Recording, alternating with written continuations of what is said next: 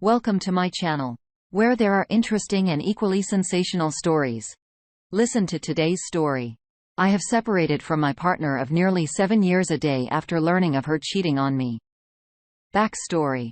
My partner of nearly 7 years had sex with another man last year, and I suspect she has been emotionally and physically cheating on me for at least the past 6 months up until today. I discovered this last night and left a goodbye letter on the table this morning. I'm starting the process of figuring out who it is that I am and how I can move forward from here. I'm writing this as a bit of a journaling exercise and maybe for some support from people who have been through the same. Thanks for being so welcoming. We have been together since 2015, and early on, I planned for this to be a lifelong relation. It was rocky along the way, and this is part of the reason I never managed to propose.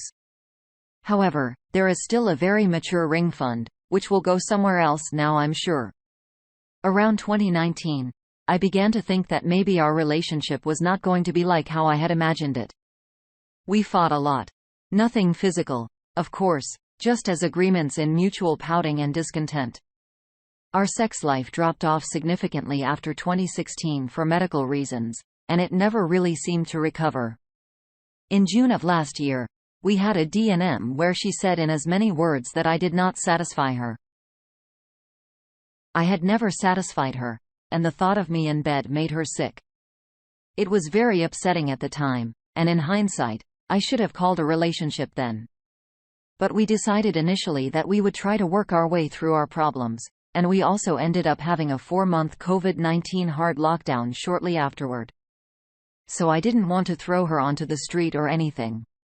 Around September, I discovered she had been texting some guy overseas, a total breach of trust, but decided I would bracket it because there was nothing physical. And even though we never discussed it openly, I thought she knew that I knew. I never broached this directly, but we eventually decided we would go to couples therapy. I discovered yesterday that she slept with another man in November last year while she was out of town on a short holiday. Some random she met online, and I presume she had been chatting with for a few weeks at least. I didn't care to ask for the exact date, but it was either shortly before or shortly after our first couples therapy session. When she went to work today, I left a note on the table saying goodbye, packing a bag, and went to my parents' place for a few days. This evening after she came home, we had an hour-long SMS-only discussion.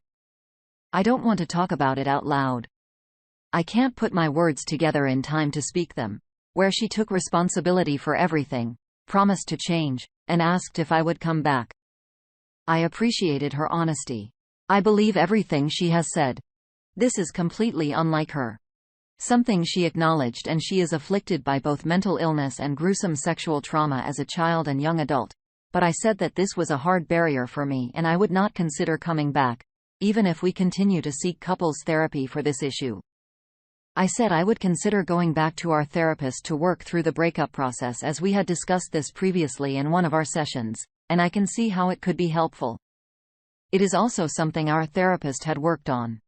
Even if we could make our way past this and she found a way to fix herself, it would always be a part of our past, and something I will never be able to reconcile myself with while we were in a relationship. I don't fully believe that there has only been one other man. I asked how many other people she has had sex with during our relationship, and she said one.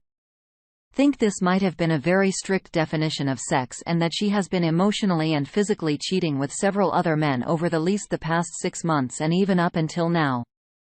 She said that this is part of her life, which feels like it's without consequence, and although that is obviously wrong, I can understand what she is saying. Anyway, the number doesn't matter. One is one too many. I feel very dirty for how I found all this out, especially since I was going by a gut feeling, but I feel partially vindicated by my gut being right. I don't know if I could shake this feeling of shame for having been able to discover this, even though it is for the best that I know and that we separate. I will likely be moving my appointment with my own therapist forward a few weeks to help with where I go from here. I don't quite know how she moves on from this, but I'm trying my best to focus on myself. I don't know what I will do with myself yet because so much of who I am, what I do, what I'm like revolves around what we were. I picked up my guitar for the first time in a few months and couldn't do much with it. I don't play as much now because I felt embarrassed playing around her. Not her fault. She was always very encouraging of all my creative pursuits. I have a few friends, but I'm both a very reserved person and also someone who gets lonely easily. I might need to house Sierra because I don't know if living alone is a good idea for me right now. I did say that I hope we can be friends one day, and it really do. Besides the infidelity and our other problems, she's great, and we did gel in a very cool way. But in my heart of hearts, it doesn't seem likely. At the very least, as soon as either one of us starts seeing someone else, unless they're super chill, I don't think it's going to work. I've decided that I'm not going to be super candid with other people about the circumstance of our breakup. There's no need to be, but it's something that I would mention to a future partner, and I can imagine for them that it would be a bit weird for your partner to be friends with their ex who was also a cheater. I'll cross that bridge when I come to it. She will likely move to another city and we won't have much opportunity to see each other again anyway. Anyway, that's my story. There were times this morning when I thought I might try to just let it slide and forget about it, but I'm glad the part of me which stood fast went over. Because there was really no future knowing this. It would always eat at me. I don't know what the future holds, and I am truly scared because I've had struggles with alcohol and smoking in the past, which my partner really helped me to temper. I stopped smoking as a condition of getting together, which I'm grateful for. Maybe with a sneaky cigarette every now and then at the pub. And I don't have that anymore. I have made a short list of things for me to try to do with myself for the next 4 weeks and have committed to not buying any spirits at all for now, and only smoking if I've gone out and someone offers. I don't go out often, so this is generally sustainable for me. If there's anything any of you have done to get past the first few weeks, months of your breakup due to infidelity, I would certainly appreciate any advice. If you have made it this far, thanks a lot for reading. Hope you are getting along your journey all right as well. If you are, then feel free to drop into the comments and let me know that it gets better because I need it. Our first reaction comes from Throwaway Glade. If there's anything any of you have done in the past to get past the first few weeks, months of your breakup due to infidelity, I would certainly appreciate any advice. You've got most of it out. No drinking. No drugs, including cannabis. Speak often and frequently to friends. Will be surprised by the amount of people who have gone through similar situations. Do not cover for her bad actions. If people ask you why that you broke up, what happened? Tell them.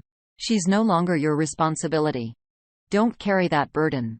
Attempt a new hobby, rekindle an old one. Or at the bare minimum, go for some walks. Do not force yourself to enjoy things you previously enjoyed. The want to do them will come back with time. Use the time to become comfortable with your emotions. Some days, you'll barely be able to do anything, but this is normal. Embrace it, and learn to navigate it. Use online tools like Meetup.com, your local city Discord to meet new people and force yourself to socialize. I don't quite know how she moves on from this. She already has. This is just her cowardly way of trying to end a relationship. She doesn't want to be in and paint you as the abuser or villain. I did say that I hope we can be friends one day, and I really do. We all do, but this is toxic as F. Hopium. Unless they go through significant healing or therapy to nail down why they did what they did, it's hopeless. A friend would never ever treat you in such a way. Our next thought comes from Razor Chum. The amount of disrespect it takes to cheat on your partner and verbally attack their physical confidence with that bit about how she feels about you physically does not make her someone you should hope to be friends with in the future. Good luck disentangling yourself from this woman. And when you do, I would consider making it permanent. One more comment before moving on from typing without thinking. The thought of me and Ben made her sick. I should have called a relationship then. And do you think? This is honestly your biggest concern. Far more than her cheating on you. Far more than the ending of your relationship. You need to understand how you could remain in a relationship with someone who has no respect for you and no concern about your feelings. If you can't fix this problem, I fear you will never have a successful relationship. Counseling is your next step. Seriously. On to the next story. The morning of my marital metastasis, where the plea deal finally reached and new details brought to light, I have put myself back into therapy to deal with my ex-husband's pedophilia-based felonies.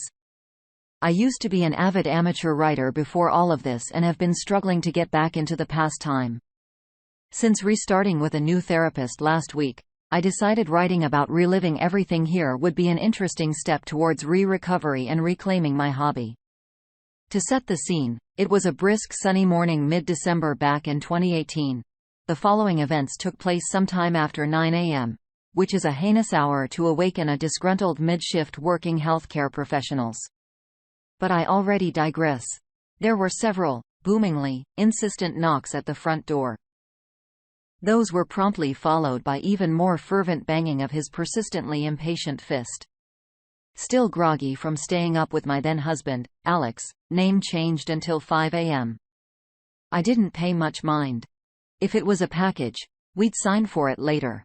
If a solicitor, hardly worth the putting on of pants. Working till 3 a.m. most nights, may be uninterested in the waking world till at least double digits, aka 10 a.m.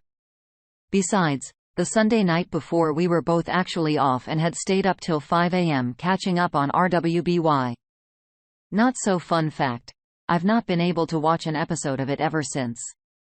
It wasn't until the fifth round of knocking boomed harshly through the old wooden door of our still very new home that I was finally evicted from unconsciousness. Checking my phone, I literally saw the time and was filled with this gruntlement. Spoiler alert. This gruntlement would be the most positive feeling I experienced the rest of the day. Before I could even wipe the lingering sleep from my eyes, hurried footfalls stopped up the stairs and burst into our bedroom. I pulled the sheet up to my chest like a damsel and scandalized distress. While my then-husband, who shall henceforth be titled Toomer, was already up and passing a belt to jeans he had worn the day before. Several police officers entered our room. And before I knew it, Toomer was ushered away, and I was left alone with a lady of the law at the foot of my bed. Politely, but sternly, she instructed me to get dressed. I asked if I was being taken anywhere, to which she noncommittally assured me that I was not at this time. And then asked if I should dress warmly or professionally. Do I go for a t-shirt and sweatpants or slacks and a blouse? These were so very many questions plaguing my very muddled mind. I vividly remember her giving me a supportively sad smile before telling me it was cold, so something warm and comfortable. So tea and sweats it was. Next up, I was asked about any weapons or electronics in the room. I directed her to both our closets where we each had our own gun. Those were set on the bed. Empty ammo cartridges removed, an empty rejection for its exposed. My phone, along with older models, long dead in my nightstand, MP3 players, cameras, and touchpads, were scattered across the still warm sheets of our bed. After all that, I was ushered out of the room before I could see what was they'd ransacked next. Another spoiler alert. I'd never be able to sleep on those again. Before I knew it, my life had become a scene from a dramatized true crime special. I didn't know it at the time, but at least I wasn't the star while the cops raided our home. I sat on the couch watching helplessly while racking my brain over what I could have possibly done to bring them here, because of course, it had to be me in trouble. I'm the troublemaker between the two of us. I always teased he was too self-righteous and far too lazy to actually do anything bad, let alone fiendishly illegal. But I had just paid all my outstanding parking tickets off that Friday. What else could I have done to warrant this? But very intended. At first, Tuber was nowhere in sight. I eventually caught a glimpse of him on the front porch through a window. He was surrounded by somehow even more cops while the rest of them were still swarming our home. Though I have to say, it was much less trash raiding and far more politely poking and prodding about. Sometimes they would pause to compliment me on the feature of the house, like the pocket doors or crowd molding along the ceiling. Each time I couldn't take this suspense anymore, I'd borderline hysterically thank them for the compliment before asking. So what's happening? Why is this happening? Did I do something wrong? Am I accused of something? Are we being accused of something? Anything? Are we being taken anywhere? What's going on? And when will I start getting some answers, please? Each time, I was gently, but firmly brushed off. This was an ongoing investigation. Someone would speak to me soon. They weren't the ones who could. I'd have to continue to be patient. It wouldn't be much longer. So I continue to say quietly, but internally in very much active distress. At least my one roommate, Alexander, name also changed, but weird fact, he and Toomer shared a name, sat with me, at least when he was in pacing. He's the unfortunate soul that answered the door to all the banging earlier. Something I'm still grateful for, since when he did, he found the officers all too eagerly gung-ho getting ready resort to a goddamn battering ram. They asked if he was Alexander, the owner of the house, answered that while he was an Alexander, he wasn't that one. That man was upstairs and dead with his wife. The police then have him lead part of the way before sending him to the couch to sit and await for their confusion. After the first 2 hours of grilling Toomer on the front porch and the freezing cold, the police ushered him back inside to stand in the front hall instead. Between the human blockade of the folks in blue, we made eye contact for the first time since our bedroom door was unceremoniously slammed open. He gave me this look that felt like everything was going to be all right, that this was some sort of misunderstanding, that he was taken care of. It was then that I overheard him bragging about his experiences with the martial art, Aikido, and the classes he used to take back in Jersey. He was telling a story I had heard 100 times about a charismatically quirky instructor, arms up, and face openly friendly towards the people detaining him in our home. And I relaxed. Because what sort of guilty moron discuss martial arts with the same officers in the process of arresting him? Well, apparently, the man I married was that moronic or delusional, probably both. In hindsight, yeah, definitely both. Eventually, he was escorted outside again, and I was left to my own tumultuous thoughts until the lead detective finally called my name. He had a kind face. I remember that as distinctly as I do the warmly firm and company handshake just before he led me into my kitchen as though he was the polite host. Nothing looked too rummaged through. The fact that gave me some measure of hope that everything was going to be all right. That lasted until he informed me exactly what and why they were arresting my now ex-husband. The denial phase of my grief lasted right up until he finished explaining Toomer's accusations, their evidence, and I had a friend summarize what was written in the search warrant and affidavit. Just 4 more stages to go,